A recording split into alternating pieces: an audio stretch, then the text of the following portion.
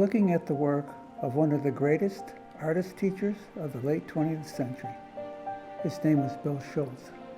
He was my teacher. Hello everyone, this is Jerry Frazier, and I'd like to introduce you to the work of Bill Schultz, his pastels and oils, and spend a little bit of time showing you a video demo he did not long before he died in 2005.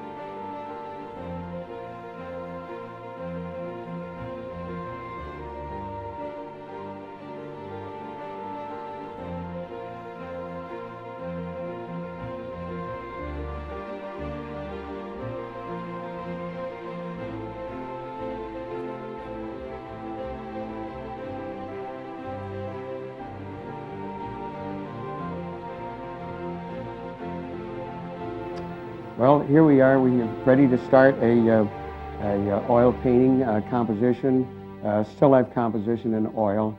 And whether it's a still life or a portrait or a landscape, it's always the same thought, the same idea.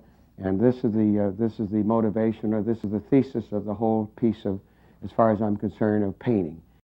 This is the essence of what Bill taught. It is a method that was brought to the U.S.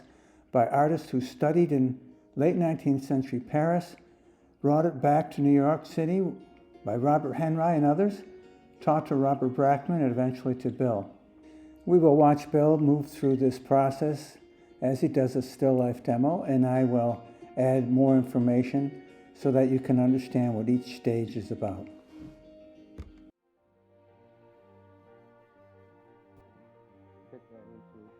That means this may be somewhere here, and you won't generally get it absolutely correct. That's why you want to do it just loosely and studiously. The first step in the composition stage is to establish some sort of gesture or movement or rhythm. In step 2, you'll see Bill find edges or where values separate using a darker line against the gestural lines.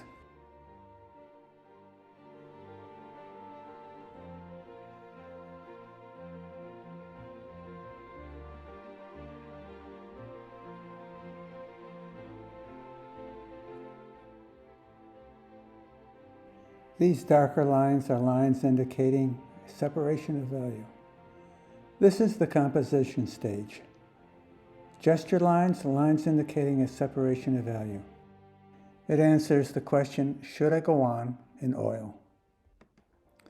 Bill has now moved into the construction stage where he uses yellow ochre for both gesture and in the beginning separation of value. He'll eventually move to a darker line to establish those separations of values. The only difference between the construction stage and the composition stage is in the composition stage, one uses charcoal, which is then wiped off, and then in the construction stage, one moves into oil. It's beginning to develop, and now it brings me down to here, here. Now I'll get this other form down here, looking right into it, rather short, is the center of it. Now there's the beginning, and just lightly, I won't even, just if there's any loose, any paint that's going to build up, I just wipe it off. That seems strong enough, and I may go just a little, take a little bit of, let me take a little stronger color. I'm going to add just a little touch of a dark color in there. Just, I want to get that line. Now let's start it just for a moment. It goes stronger with this line, the handle, the edge of the handle. This seems all right, this seems all right. The bottle is going to be, I'm changing that a little bit than where it was, and we're going to just show that here.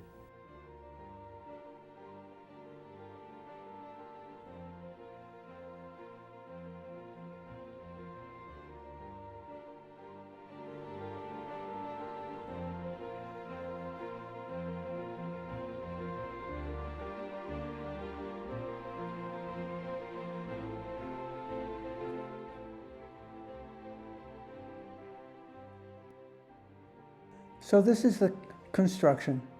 Same two steps as in the composition, but now it's in oil. Take the brush, I hold it sideways, and you hear this. That's the scumble against the canvas. Now the canvas is a nice rough texture. Let's look over here for darks. Look for some darks, find my darkest darks.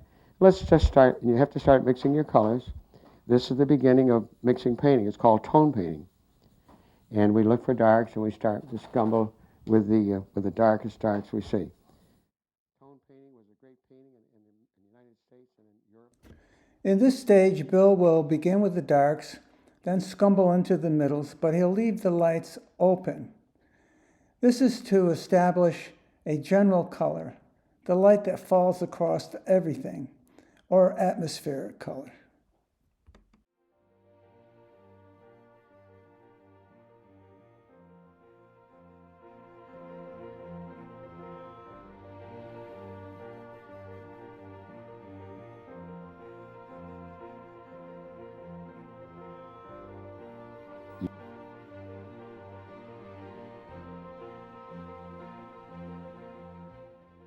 Bill would say when he was in this stage that what he was looking for were veils of atmosphere.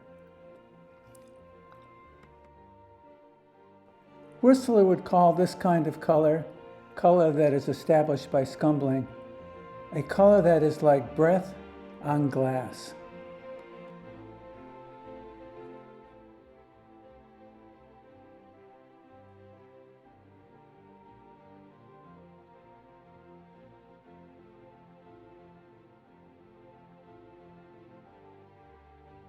So we see that in the underpainting stage, we are able to establish a sense of atmosphere that envelops everything, a general color, which establishes harmony.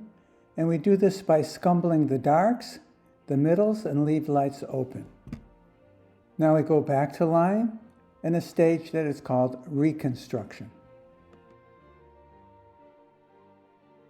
So I'll take my darkest blue here, my darkest ultramarine blue, and a nice dark alizarin crimson.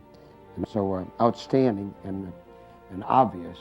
We want to get rid of it, but it gives me the willing to change and to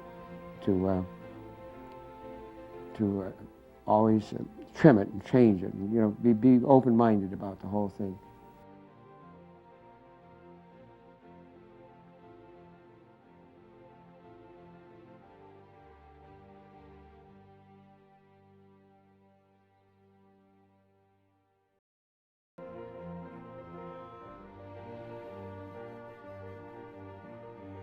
So dominant and so strong that it's going to undo everything that I did before, namely the tone painting.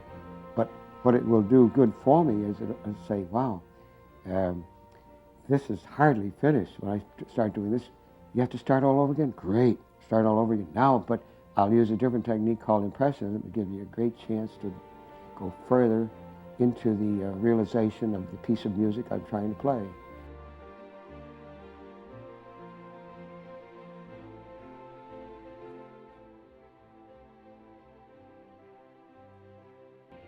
So Bill has mixed a dark color using alizarin, viridian, and ultramarine blue.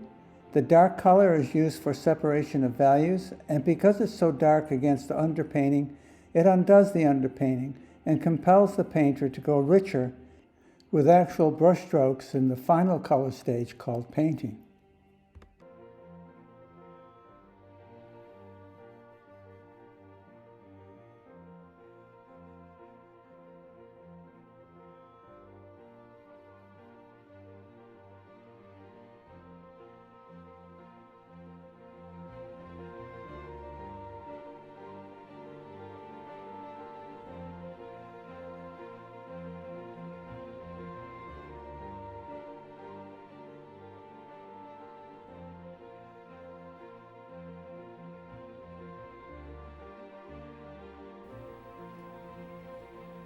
And try to get the variety. Okay, this comes down here. And don't be afraid to exaggerate. Don't exaggerate for this idea of being a show-off, but do exaggerate for the sense of aesthetics. Exaggerate anything. If you can make something more beautiful than it is, and you feel you can do it, do it. And if not, But don't do it so much that you're going to make it artificial. It has to be within the confines of what you're trying to accomplish. And so this is the final line stage called Reconstruction, and we're ready now to go on to full painting. Go on with this. Start with those darks. Just release your color. Don't draw with it. Don't draw with it. Just build with color. As my teacher used to say, keep building with color. Keep building, building, building, building, building with color.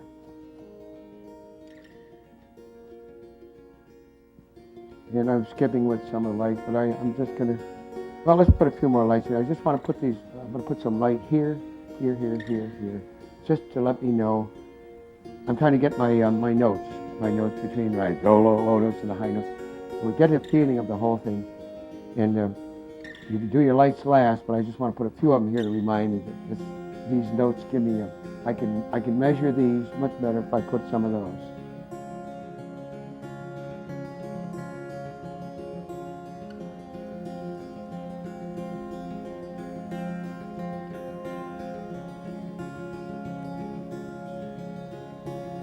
And then what I have to do is when I squint, I get to get that half tone right. I have to keep looking at it. It's lighter here, darker here. Keep looking from one spot to another, and you'll see little notes, little changes of notes, values, slightly darker, slightly lighter, slightly warmer, slightly cooler, and so forth.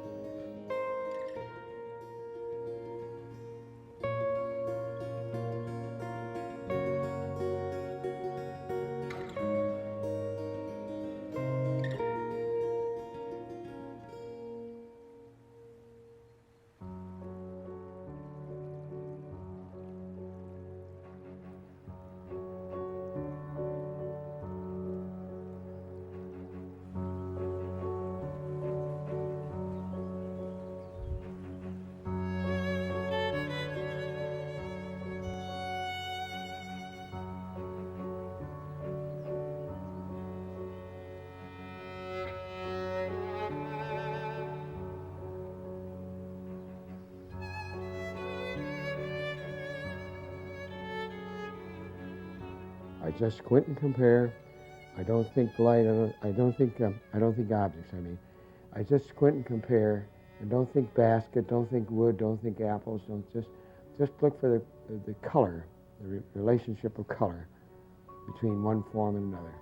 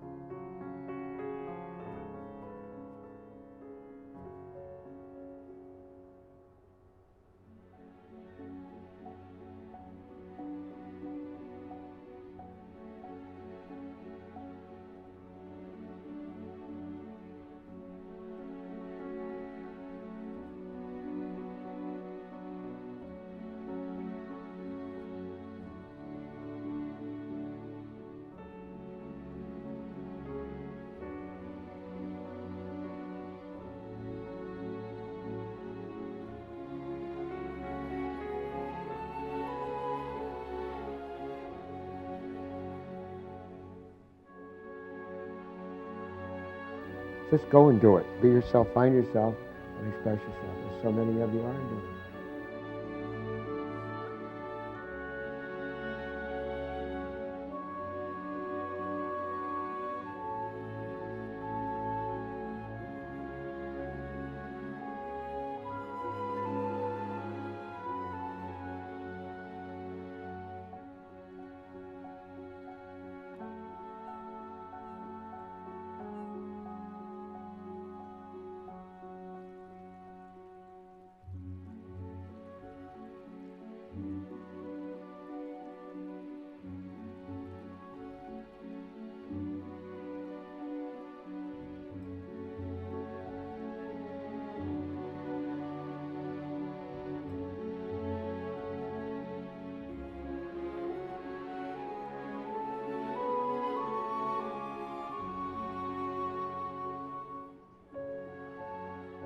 So this was the painting stage, the last and fifth stage.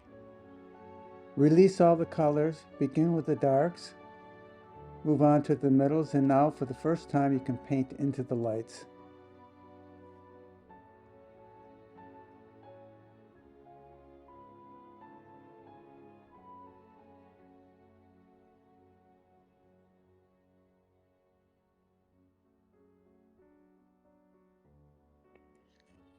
Bill often said that he could live without painting, but he couldn't live without teaching.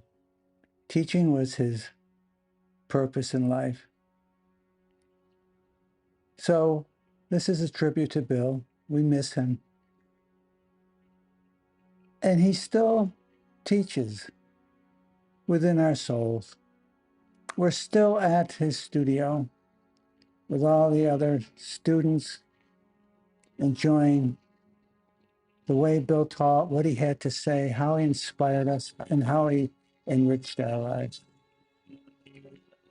So he's not gone in that respect.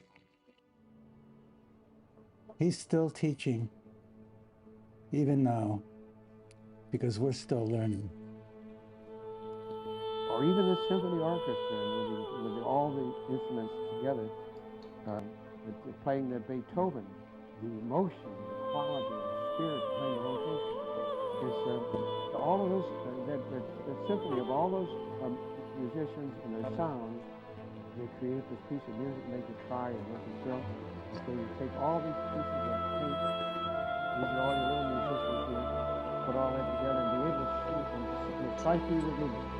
Look at it. You do something that you try to feel it and it's like you see it really what they've done it. Now if they've done it, you can do it. I can do it eventually. If we have talent, and if we have the ability, if we have the desire, we can do it. I probably won't finish this painting to the satisfaction of what you're looking for. To my satisfaction, it couldn't be to my satisfaction. Some people will be looking for an exactness of that. And that is an issue. Everyone paints to the best of my ability. I'll try to paint the light. And maybe next year I can do it better. Next year another. But the thought is try to subtractive material. This thing is a piece of flat, a piece of cloth. It isn't space. This isn't light. This is paint. So therefore, when the actor comes, this actor comes in, or this person comes in to go to a play or a movie, that actor is another environment. God. So mad at you to build. So your chance to get information, the actor has to become what he's supposed to be. You either feel for him or you want to kill him. That's called, you have to transform within yourself. When you people in the arts watching this, you have to find within yourself, how can I make it look like that kind of light? Well, you just have to look to those stages. If you want to go learn those stages and paint, you keep doing it. And how soon you're going to do it, I don't know. Maybe a genius could do it in a week, and maybe the rest of us will take years. But that doesn't matter. The thrill of it. In the meantime, little by little, you begin to accomplish it, and it'll make you feel so happy. You have to keep building it up until it becomes the light itself. And you don't have to do it fast or slow. I've been doing this for years. I'll do it my way. You do it your way. But do it sincerely. I don't care how you do it, but be sincere.